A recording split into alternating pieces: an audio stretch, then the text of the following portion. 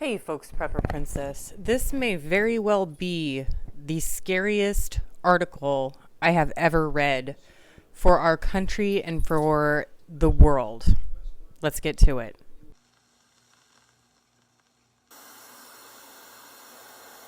All right, folks, so this is an article from the Canadian Report, and it was sent to me by a subscriber, and it somehow ended up in my spam folder. So you tell me.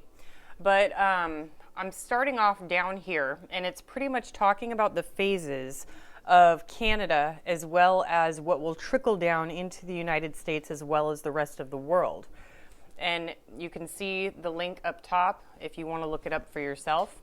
I will go ahead and provide a link in the description as well. It's a roadmap sent out by the PMO as follows. Phase in secondary lockdown, restrictions on a rolling basis, starting with major metropolitan areas first and expanding outward, expected by November of 2020. And as you all know, California just started their second lockdown. Rush the acquisition of or construction of isolation facilities across every province and territory, expected by December. Daily new cases of COVID-19 will surge beyond capacity of testing, including increases in COVID-related deaths following the same growth curves expected by end of November of 2020. We're right here. Complete and total secondary lockdown, much stricter than the first and second rolling phase restrictions, expected by the end of December to early January of 2020 to 2021. Reform and expansion of the unemployment program to be transitioned into universal basic income, expected by Q1 of 2021. So they're talking about not stopping unemployment for the people who lost their jobs since the beginning of March of the initial lockdown, and they're going to transition that into universal basic income. It gets so much worse from this point on. The projected COVID-19 mutation and or co-infection with secondary virus leading to a third wave with much higher mortality rate and higher rate of infection expected by February of 2021. Daily new cases of COVID hospitalizations and COVID related deaths will exceed medical care facility capacity, expected Q1 of 2021. Enhanced lockdown restrictions, referred to as third lockdown, will be implemented. Full travel restrictions will be imposed, including inter-province and intercity. That means that if you live in a major city, you can't even move around in the city. Transitioning of individuals into the Universal Basic Income Program is expected mid-quarter of 2021. It gets much worse.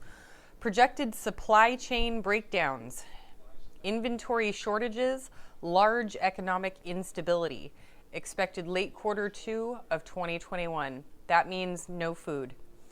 Deployment of military personnel into major metropolitan areas. That means they are relinquishing the justice from the police officers and putting it into military.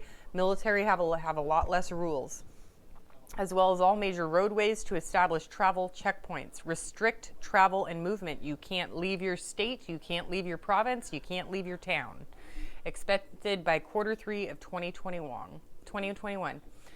Along with that provided roadmap to the Strategic Planning Committee was asked to design an effective way of transitioning Canadians to meet an unprecedented economic endeavor, one that would change the face of Canada and forever alter the lives of Canadians. What we were told was that in order to offset what was essentially an economic collapse on an international scale, that the federal government was going to offer Canadians a total debt relief. This is how it works. The federal government will offer to eliminate all personal debts, mortgages, loans, credit cards, etc., which all funding will be provided to Canada by the IMF under what will become known as the World Debt Reset Program. In exchange for acceptance of this total debt forgiveness, the individual will forfeit ownership of any and all property and assets forever. The individual would also have to agree to partake in the COVID-19 and COVID-21 vaccination schedule, which would provide the individual with unrestricted travel and unrestricted living, even under a full lockdown, through the use of photo ID referred to as Canada's Health Pass. It gets worse.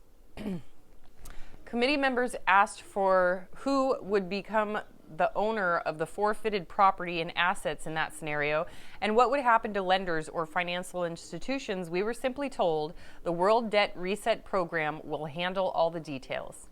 Several committee members also questioned what would happen to individuals if they refuse to participate in the World Debt Reset Program, or the Health Pass, or the vaccination schedule, and the answer we got was very troubling.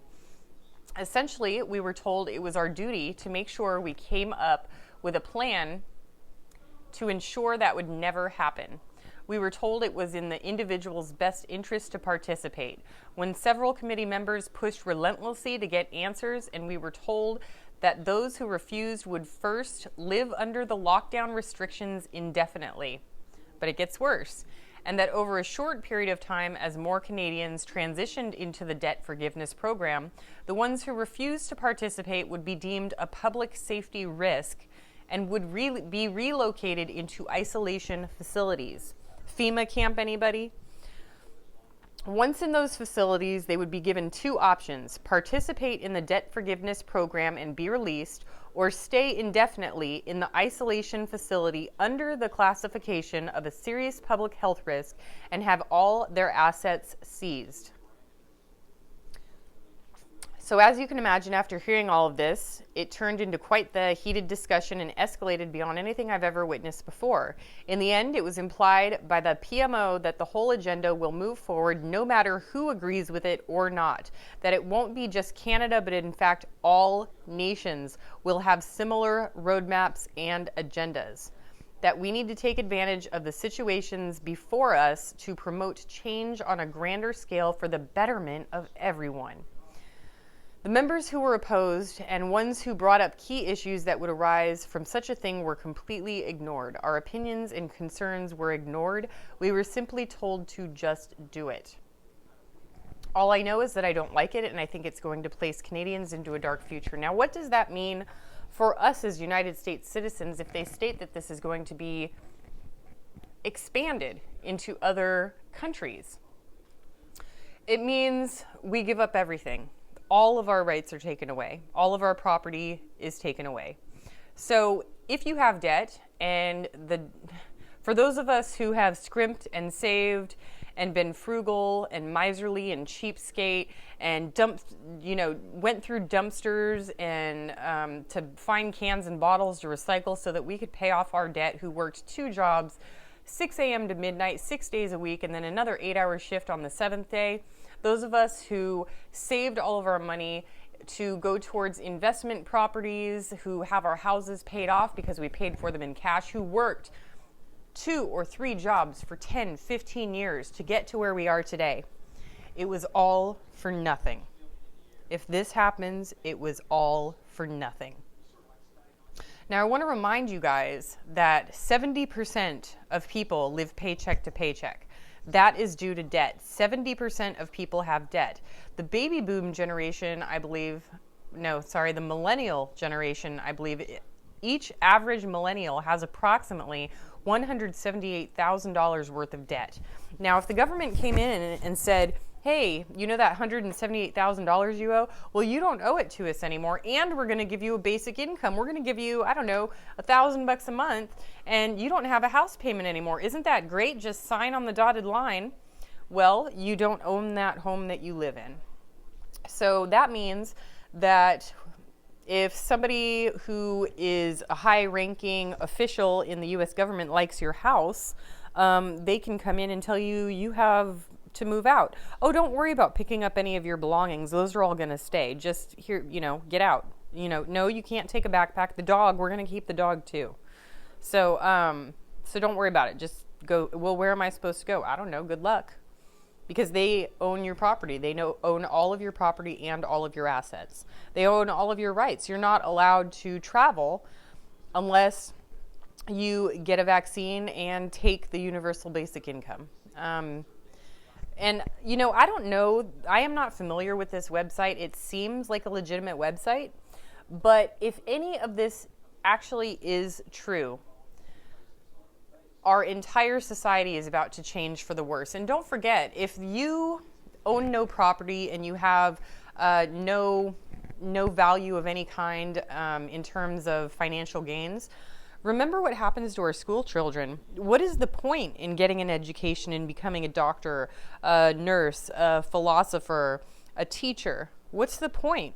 If you can make just as much money doing nothing as you can working as a teacher, why go through all that learning to enrich lives if you make the same amount of money doing nothing? So I think that the long-term implications of something like this on our society as a whole is going to essentially turn into the movie Idiocracy. People are going to become more and more stupid and complacent and lazy and not worry about anything. I mean, I'll be honest with you, if somebody came up to me and said, this is what's going to happen, you know, your house is paid, well, my house is already paid off. I already have no debt. I choose not to participate in the debt program. Okay, you can never leave your house. So, unfortunately, the majority of us would be forced to comply, but I would no longer have any drive or desire to do anything. My YouTube channel would be gone. My Patreon would be gone. I would quit my job. The investment properties that I'm looking at I would no longer care. It would no longer be an option. And assuming that they would take care of my medical, I would just say, screw it. You know, if you're going to just, if I'm not going to pay my water bill or my electric bill, my cell phone, cable, garbage, sewer, I'm not paying any of that, because if you're just taking all my assets, it doesn't belong to me anyway. So I'm just going to stop paying bills. That's it. The end. You know, I'm never going to buy a new product in my life because it's not really mine. So if I work really hard to go out and buy solar for the benefit of not only myself in terms of finances to lower my electric bill or to save the planet, I'm not going to do that, because you can come in and take it from me at any time. So there's no point in having it. There's no point. There's no point in anything in the United States or any other country for that matter. So again, I don't know how legit this is, and I'm not trying to scare you guys, but it is absolutely the scariest thing that I have ever read. And I, to the depths of my soul, pray and hope that it is not true, and that we can continue as we have for so many hundreds of years. Do what you can with what you've got. Prepper Princess out.